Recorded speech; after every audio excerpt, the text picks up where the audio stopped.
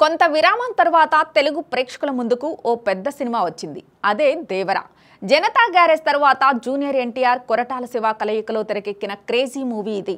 భారీ అంచనాల మధ్య ఈ రోజే ప్రేక్షకుల ముందుకు వచ్చి ఈ చిత్రం ఆ అంచనాలను ఏ మేరకు అందుకుందో చూద్దాం. కథ: బయట ప్రపంచానికి దూరంగా సముద్రం ఒడ్డున ఉండే 4 ఊర్లను కలిపి ఎర్ర సముద్రం అని పిలుచుకుంటారు అక్కడి జనం. స్వాతంత్రానికి పూర్వం బ్రిటిష్ వాళ్ళు మన దేశం నుంచి కొల్లగొట్టి సముద్ర మార్గంలో తరలిస్తున్న దేశ సంపదను వారి నుంచి దోచుకుని సామాన్య జనానికి పంచడం ద్వారా ఇక్కడి వాళ్ళు మంచి ప్రాచుర్యం పొందుతారు. కానీ కాలక్రమంలో సముద్రం మీద అక్రమంగా రవాణా అయ్యే వస్తువులను పట్టుకుని వాటి యజమానులకు అందించడం ఈ ఎర్ర సముద్రంలో కొందరి జీవన ఆధారంగా మారుతుంది. అయితే తాము చేస్తున్నది ఎంత పెద్ద తప్పిదమో కొంత ఆలస్యంగా గ్రహించిన ఈ బృందం నాయకుడు దేవరా, జూనియర్ ఎన్టీఆర్ ఇకపై ఈ పని ఆపేయాలని ఎర్ర సముద్రంలో అల్టిమేటం జారీ చేస్తాడు. కానీ ఆ బృందంలోని బైరా, సైఫ్ అలీ ఖాన్తో పాటు మరికొందరు దేవరా ఆలోచన నచ్చదు. దాంతో వాళ్ళు దేవరాకు ఎదురెళ్తారు. ఈ క్రమంలో దేవరా హఠాత్తుగా అదృశ్యమవుతారు. దేవరా ఆచూకీ కోసం బైరా తన మనుషులు వెతుకుతూనే ఉంటారు. మరోవైపు దేవరాకు పూర్తి భిన్నమైన వ్యక్తిత్వం ఉన్న అతడి కొడుకు వర ఎన్టీఆర్ ద్వారానే దేవరా ఆచూకీ కొనుగోలుని ఎత్తుగడ వేస్తారు బైరా. ఆ ఎత్తుగడ ఏంటి? ఇంతకీ దేవరా ఏమయ్యాడు?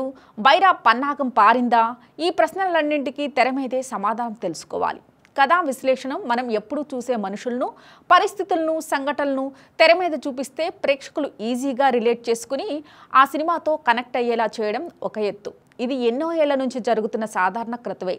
అయితే దీనికి భిన్నంగా ఒక ఊహాజనిత ప్రపంచాన్ని సృష్టించి అందులోని మనుషులను, పరిస్థితులను, సంఘటనలను గమ్మత్తుగా చూపించడం ద్వారా ప్రేక్షకులకు ఒక భిన్నమైన అనుభూతిని కలిగించడం మరో ఎత్తు. ఇప్పుడు చాలామంది ఫిల్మ్ మేకర్స్ రెండో మార్గాన్ని సక్సెస్ మంత్రంగా ఎంచుకుంటున్నారు. బాహుబలి, కేజీఎఫ్ లాంటి చిత్రాలు ఇందుకు స్ఫూర్తిగా నిలిచాయి.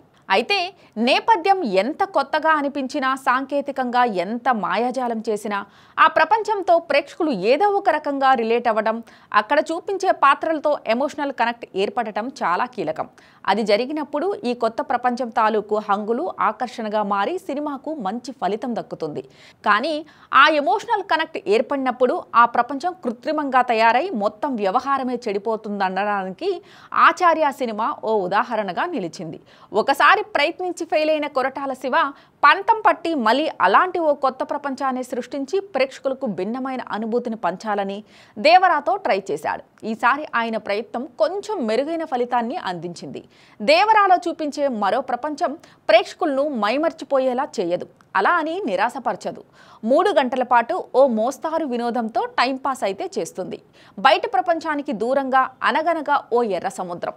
బ్రిటిష్ వాళ్ళు కొల్లగొట్టి సముద్ర మార్గాన తరలించే దేశ సంపదను దోచుకుని పేద ప్రజలకు పంచే అక్కడి యోధులు.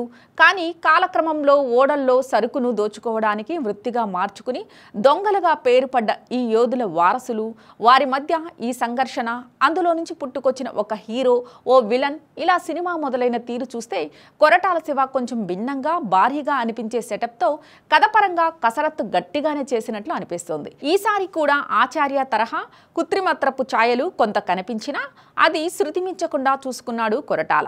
సముద్రం నేపథ్యంలో విజువల్స్ కొత్తగా అనిపించడం, కథతో తరచుగా ఓ మలుపు రావడం, ఓ పెద్ద యాక్షన్ ఘట్టం పడటం, అనిరుద్ధ్ ఎనర్జెటిక్ బీజియం సినిమాలో ప్రేక్షకులకు దృష్టి మరలకుండా, ఊపు తగ్గకుండా చూశాయి. అయితే నేపథ్యం భిన్నంగా అనిపించినా కథపరంగా వైవిధ్యం లేకపోవడం, కథనం కూడా మామూలుగా సాగిపోవడం నిరాశ కలిగిస్తుంది.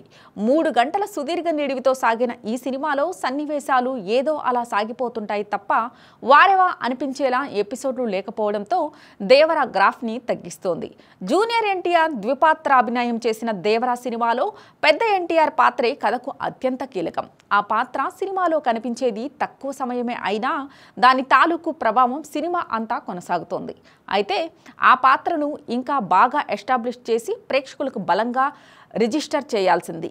కథ, పాత్రలు, మలుపుల పరంగా బాహుబలి స్ఫూర్తి కనిపిస్తుంది. కానీ ఆ సినిమాలో మాదిరి ప్రధాన పాత్రలో ప్రేక్షకులకు ఎమోషనల్ కనెక్ట్ ఏర్పరచలేకపోయాడు కొరటాల శివ. యాక్షన్ ఘట్టాలను చాలా బాగా డిజైన్ చేశారు. చిత్రీకరణ కూడా అత్యున్నత స్థాయిలో సాగింది. కానీ ఆ యాక్షన్ ఘట్టాలకు ముందు అవసరమైన బిల్డప్ మాత్రం సరిగా జరగలేదు. ప్రేక్షకుల్లో భావోద్వేగాలు పెరిగి ఇప్పుడు హీరో విజృంభించాలి అనిపించేలా సన్నివేశాలను బిల్డ్ చేసి ఉంటే అత్యున్నత స్థాయిలో తెరకెక్కిన యాక్షన్ ఘట్టాలు మరింత కిక్కి ఇచ్చేవి. అందరిలో ఒకరిలా ఉన్న హీరోలో ఒక పరివర్తన రావడానికి బలమైన కారణం కనిపించదు. ఆ మార్పు తరువాత అతను ఒక నాయకుడిగా, ప్రత్యేకమైన వ్యక్తిగా మారే క్రమాన్ని ఇంకా బలంగా చూపించాల్సింది. దేవరా పాత్రకు అవసరమైన వెయిట్ ఎన్టీఆర్ తన పెర్ఫార్మెన్స్తో తీసుకొచ్చిన కొరటాల తన వైపు నుంచి ఇంకా ఆ పాత్రను పుష్ చేయాల్సింది అనిపిస్తోంది. దేవరా గురించి అందరూ ఆహా ఓహో అని చెప్పడం, విపరీతమైన బిల్డప్ ఇవ్వడమే తప్ప దృశ్య రూపంలో దాన్ని ఫీల్ కాలేం.